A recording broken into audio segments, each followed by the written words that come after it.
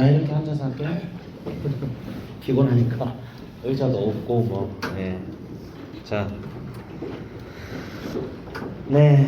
오늘 드디어 사도행전 마지막을 하는 날이죠. 마지막을 원래 김난주 목사님께서 마무리를 해주셔야 되는데 제가 해서 좀 부담스럽네요. 자, 사도 바울이 이제 로마에 옵니다. 로마에 여러분이 그 이태리 로마를 이제 가본지는 잘 모르겠는데 이제 가면 이제 가도를 지나서 원래 로마로 들어서기 위해서 이제 로마는 도로가 잘 정비가 돼 있어요. 그래서 로마 시내로 가는 테베레 강 쪽 그쪽을 따라서 도로가 쫙 연결돼 있거든요. 이태리 남부에서 쫙. 그래서 지금만 봐도 저런 도로가 있을까? 우리나라 조선시대에도 어떤 도로가 로마는 2000년 전에 있었어요. 근데 굉장히 잘 닦인 도로를 통해서 바울이 이송이 돼서 이제 로마에서 재판을 받아야 되잖아요. 근데 황제 앞에서 재판 받으려면 시간 엄청 많이 걸립니다. 그래서 그렇게 기다리면서 이제 바울의 목적은 뭐예요? 핑계는 황제에게 재판을 받는다는 핑계로 로마에 와서 이제 로마의 복음을 전하는 거예요. 로마의 복음을 전하는데 당시 상황을 얘기해 줄게요. 로마 제국에는 유대인들이 전 세계에 흩어져 살고 있었어요. 이 당시. 그래서 우리 요즘 저기 미국 가면 한인교회 있죠? 디아스포라라고 해가지고 한인교회들이 세계 곳곳에 있잖아. 호주에 가도 한인교회가 있고 미국에 가도 한인교회 있고 지금 김수진 쌤도 한인교회 다니고 있더라.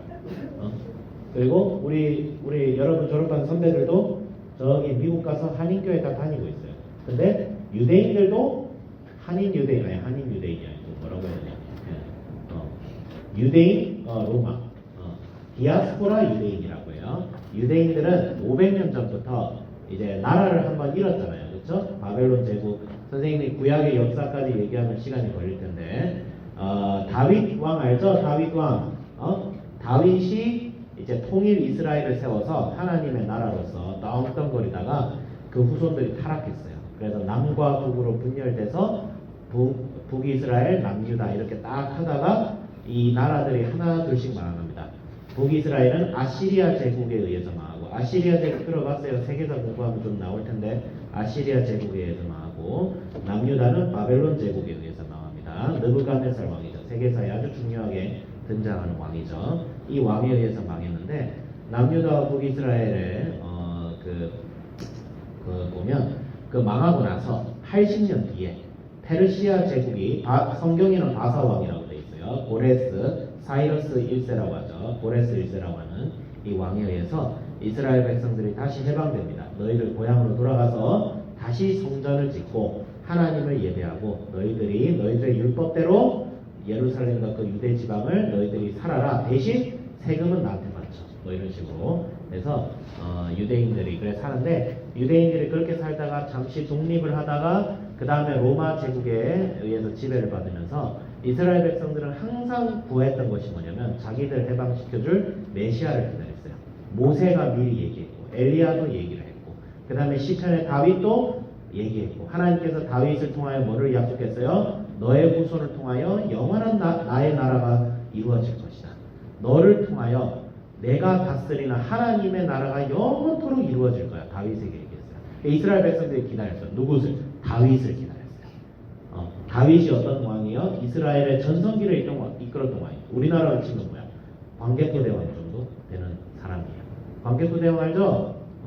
광개토 대왕은 막 저기 만주까지 지금 중국 땅이잖아, 그렇지? 그러니까 중국 애들한테 언제 그 만주를 회복할까 이런 상태로 이스라엘 백성들은 기다리고 있었던 거야. 그때 다윗의 자손으로 누가 나셨어요? 예수님이 나셨어요.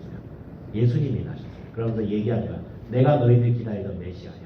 근데 이스라엘 백성들은 예수님을 메시아로 인정을 하죠. 왜? 자기들이 원했던 메시아는 이스라엘의 독립을 이끌고 정치적인 이스라엘, 다윗 시대처럼 로마 제국으로부터 독립해서 자기들이 떵떵거리며 살 수 있는 그런 이스라엘을 원했지 이방인들하고 형제라고 저 개방도 못한 사마리아 사람하고 우리가 같이 구원받을 거라고 난 싫어 해가지고 예수님을 십자가에 못 박아 죽입니다. 말씀대로. 근데 말씀이 다 예고했죠. 예수님께서 인류의 죄를 위해서 십자가에 못 박아 죽임을 당하시겠다. 그래서 예수님께서 죽임 당하시고 3일 만에 부활하시고 제자들에게 나타나셔서 성령을 주십니다.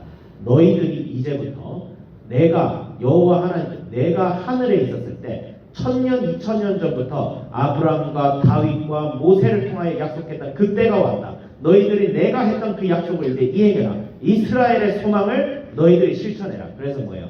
예수님께서 얘기한 이스라엘은 뭐예요? 새로운 이스라엘은 뭐예요? 바로 예수 그리스도를 믿는 모든 사람들이 아브라함의 자손이라는 거죠. 그러니까 우리는 뭐예요? 우리가 바로 예루살렘, 우리가 바로 이스라엘이고 우리가 바로 교회예요. 네. 교회가 곧 이스라엘이에요. 하나님께서 그 복음을 예수님께서 전하게 하셔서 12제자들이 예루살렘과 온 전 지역으로 다 퍼집니다. 그런데 누가 나타나? 이 제자들의 앞길을 막는 중간 보스가 한 명 나타납니다. 누구야? 중간 보스가 나타나. 스데반 순교당하고. 누구야? 바울. 지금 복음 전하시고 계신 바울이 중간 보스예요. 딱 나타나서 못 지나간다 해가지고 스데반 죽이고 12사도를 제외한 사람들 다 흩어져요. 근데 흩어져서도 복음을 전해.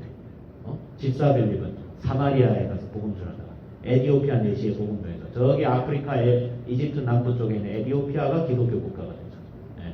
엄청난 역사들이 일어납니다. 복음 막 전해요. 복음 막 전하는데 사울이 다마스커스로 도망친 기독교인들 잡으려고 가다가 다메섹에 가는 길, 다메섹 도상이라고 하죠. 다메섹 도상이 무슨 말이냐면 다메섹으로 가는 길을 들게요. 그걸 한자로 도상이라고 해요. 길 위에다 길, 도, 상, 위, 길 위에서 다메섹 길 위에서 바울이 아주 극적으로 예수님을 만납니다. 하늘에서 갑자기 빛이 시작하고 비치더니 바울이 말 타다가 떨어지죠. 말에서 떨어지면 정신이 혼미합니다. 사람이 혼미한 가운데 하늘에서 큰 음성이 되어서 사울아 사울아 네가 왜 나를 핍박하느냐. 너 유대인이라며, 너 율법 알았다며, 너 모세의 율법을 알았다며. 모세의 율법을 아는 애가 그 모세의 율법이 얘기하고 증거하고 있고 장차 오리라고 한 메시아를 나를 왜 핍박하느냐. 바울이 당신 누굽니까? 내가 핍박하는 예수다. 내가 일러주는 일을 너는 하게 될 거니까 너 다메섹으로 가가지고 기다려. 한 다음에 아나니아를 하나님께서 부르셔서 너희들을 핍박하던 그 사울을 내가 지금 저기 잡아뒀으니까 네가 세례 주고 눈 고쳐서 낫게 해라. 아나니아가 처음에 불평하죠. 이 사울이라는 자가 우리한테 엄청난 해를 끼쳤습니다.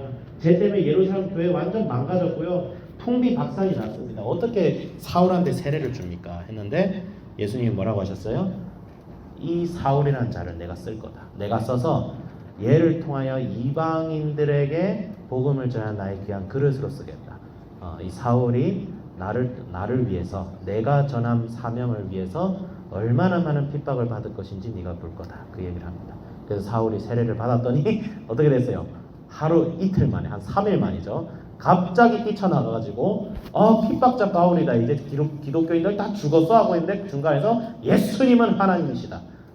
다 깜짝 놀랐죠. 유대인들 깜짝 놀랐죠. 그게 어느 정도의 정신적 어느 정도의 쇼크였는지 내가 비유로 설명해줬죠. 김남준 목사님이 예배당에서 예수님 없다고 소리 지르는 거하고 똑같은 거예요. 갑자기 그 정도로 바울이 바뀌었어요. 3일 만에 깜짝 놀랄 정도. 그래가지고 바울을 죽이려고 하는데 그래서 제자들이 바울을 숨겨줍니다. 그래서 바울이 그때 이후로 첫 번째로 회심한 이후로 15년이 지나죠. 5년을 아라비아 광야에 있다가 10년을 자기의 고향 다소에 있다가 이제 교회의 아주 지도자급 되는 바나바, 사도들이 키워낸 제자들 중에 가장 뛰어난 제자인 바나바가 사울을 불려가죠. 그때 사울의 이름을 바울로 바꾸죠. 바울이 이름 뭐예요? 가장 작은 자란 뜻이 있죠. 아마 제가 알기로는 그거예요. 바울을 굉장히 겸손한 사람이 됐어요. 원래 엘리트였어요. 바울은 원래 유대 율법의 거의 최고봉의 스승 중 한 명이 가마리엘의 수하에서 공부를 했고 지금은 치면 스카이급 대학을 나온 사람이고 엄청난 사람이었어요. 근데 이 사람이 겸손하게 복음을 전하는 자가 되어서 죽기까지 복음을 전합니다. 온 세계를 가요. 유대인들은 같이 이방인들을 하고 만나는 것 자체를 꺼려했어요. 이 만나는 건 불교라고 생각했는데 이 같은 유대인인 바울은 이방인들을 만납니다. 동성애자들로 가득한 헬라인들을 만나고요. 그 다음에 막 저기 인육까지 먹는 야만인들도 만나고요. 길 가다가 파선하고 이제 돌 맞아 죽고 그렇게 죽을 뻔한 것이 아주 많은데 이 성경에 기록되지 못한 일들까지 다 있죠. 바울이 한 고생이 성경에 다 기록이 안 돼 있어요. 기록이 안 된 것도 많이 있어요. 그런 고생을 하면서 바울이 이제는 어디까지 가고자 해요? 그 당시 바울이 살던 세계의 중심부 로마까지 가고자 합니다. 로마까지 가고자 하는데 갈라고 예루살렘을 지나서 갈라니까 예루살렘에서 고소를 당해가지고 몇 년 갇혀 있다가 이래서는 안 되겠다. 내 이럴 거면 차라리 황제에게 청구해가지고 내가 황제에게 재판을 받겠다는 핑계로 로마로 가야겠다. 그 로마 가다가 또 파선해가지고 막 배에서 지내고 몇 년을 또 항구에서 지내도 해서 내가 보니까 여정을 좀 계산해보니까 5년이 넘었어. 그 예루살렘에서 로마까지 가는 동안 5년이란 세월이 아마 걸렸던 것 같아요. 아마 더 걸렸을 거예요. 이게 선생님이 계산을 잘 안 해가지고. 그래서 바울이 이제 복음을 전합니다. 로마에 가서 이제 유대인들한테 얘기하는 거예요. 야, 너희들이 그렇게 기다려왔던 메시아가, 너희들이 그렇게 모세의 율법이다, 선지자의 글이다 하면서 너희들이 구약 39권 달달달 외우면서 그렇게 기다렸던 메시아가 이분이셔. 예수님이야. 우리가 회복해야 할 때 이스라엘은 바로 이방인들과 같이 예수님을 믿고 구원받아서 교회가 되어서 이 땅의 빛과 소금이 되는 거야. 바울이 그렇게 지금 전하고 있는 거예요. 근데 유대인들이 그걸 받아들여요? 못 받아들이죠. 왜? 유대인들은 너무 잘났으니까. 나만 구원받는 저 개같은 이방인들이 뭘 구원을 받냐. 우리가 원하는 이스라엘은 그게 아니야. 그렇죠. 이게 뭐예요? 내가 원하는 대로 예수님을 믿는 신앙과 말씀대로 예수님을 믿는 신앙이 여기서 충돌하는 거예요. 예. 여러분, 예수님을 믿는 그 유대인들한테 예수님의 가르침은 새로운 게 절대 아니었어요. 구약 성경을 제대로 아는 사람이라면 반드시 예수님을 기다릴 수밖에 없었어요. 그래서 유대인들도 복음을 듣고 두 파로 나뉘죠. 야, 맞다. 우리가 기다렸던 메시아가 그분이셔. 이렇게 믿는 사람도 있고, 아닌데 내 기대하고 좀 다른데 하고 이제 하는 사람이 있어요. 그래서 바울이 이들을 향해서 선지자 이사야가 예언했던 글을 얘기하죠. 이들이 보기는 보아도 알지는 못하고 듣기는 들어도 깨닫지 못한다. 그게 뭐예요?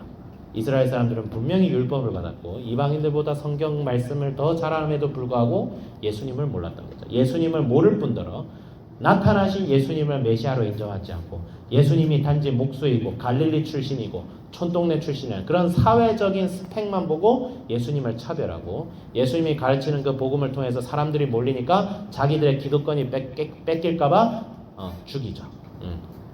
왜? 그런 사태가 일어났죠. 그래서 우리가 여기서 배울 교훈은 뭐냐면 바울이 마지막에 우리 구절을 봅시다. 이거는 좀 읽어야 돼서 30절 31절 같이 읽겠습니다. 30절 같이 읽겠습니다. 시작. 바울이 온 이태를 자기 셋집에 머물면서 자기에게 오는 사람을 다 영접하고 31절 읽겠습니다. 시작. 하나님의 나라를 전파하며 주 예수 그리스도에 관한 모든 것을 담대하게 거침없이 가르치더라. 자, 이것이 사도행전의 결론입니다. 사도행전의 결론은 뭐예요? 우리는 하나님의 나라를 전파하며 주 예수 그리스도에 관한 모든 것을 담대하게 거침없이 전하고 가르치는 것이 우리의 본분입니다. 어떻게 가르쳐요? 막 선교사로 나가야 돼? 아니죠. 여러분의 인생의 삶의 자리에서 여러분이 있는 곳마다 예수님이 여러분의 삶을 통하여 여러분의 말과 행동을 통하여 선포가 돼야 돼요. 그래서 바울이 이태가 뭐예요? 이태가 한 몇 년 정도, 2년 정도를 자기 셋집에 머무는데, 그러니까 자기 돈으로 집을 빌렸다는 거예요. 그게 무슨 말이야? 바울이 스스로 자기의 경제적인 능력을, 경제적인 그런 것을 해결할 수 있는 실력이 있었다는 거예요? 없었다는 거예요? 있었다는 거죠. 그래서 우리 한비전 친구들의 정체성은 뭐예요? 우리는 스스로 경제적인 필요를 채우는 사람이고, 채우다 못해 경제적으로까지 부족한 부분까지 채워줄 수 있는 사람이 되어서 여러분을 통하여, 여러분이 가진 직장을 통해서 여러분이 하는 일이 어떤 일이 될지 모르겠지만 그 어떤 일을 통해서라도 하나님께 영광을 돌려야 되는데, 하나님께 영광을 돌리는 것은 다른 말로 하자면 내 주변에 있는 이웃을 위해 내가 얼마만큼 헌신할 수 있느냐, 그게 하나님께 영광 돌리는 거예요. 하나님께 영광 돌리는 것은 단순히 스펙이 높은 게 아니야. 그 높은 스펙을 가지고 뭘 하냐는 거지. 나 때문에 주변 사람이 살아야 되고, 나 때문에 주변 사람들이 예수님이 누군지를 알게 되고, 내가 있는 곳마다, 내가 있는 가정마다, 내가 있는 직장마다, 내가 있는 공동체마다, 내가 만나는 사람들마다 여러분을 통하여 예수님이 누구인지 알게 된다면 그게 하나님께 영광 돌릴 것이 되겠죠. 바울도 이렇게 살았다는 거예요. 여러분도, 우리 모두도 이렇게 하면 살아야 되겠다. 성경 말씀이 이렇게 좀 전하고 있습니다. 자, 기도하겠습니다. 하나님 아버지 감사합니다.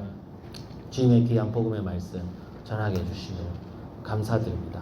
사도 바울처럼 우리가 살아가게 해주시고, 사도행전은 이렇게 끝나지만 예수님께서는 이 땅에 다시 오실 때까지, 이 세상 끝날까지 우리와 함께 하실 것입니다. 주님, 한 번밖에 안 사는 인생, 한번 살다 가는 인생 한번 제대로 살게 하여 주시고 헛된 것을 쫓으며 사는 것이 아니라 진정한 것을 쫓으며 이 세상에 줄 수 없는 것을 쫓으며 살아갈 수 있게 하여 주옵소서. 하나님의 나라와 예수 그리스도의 그 몸된 교회와 정말 예수님께서 우리를 사랑하시고 우리의 삶을 끝까지 책임지셔서 우리의 머리가 백발이 되어도 책임지시는 예수님을 우리가 항상 바라보며 살아가게 해 주시옵소서. 감사드리는 우리 주 예수 그리스도의 이름으로 기도드립니다. 아멘.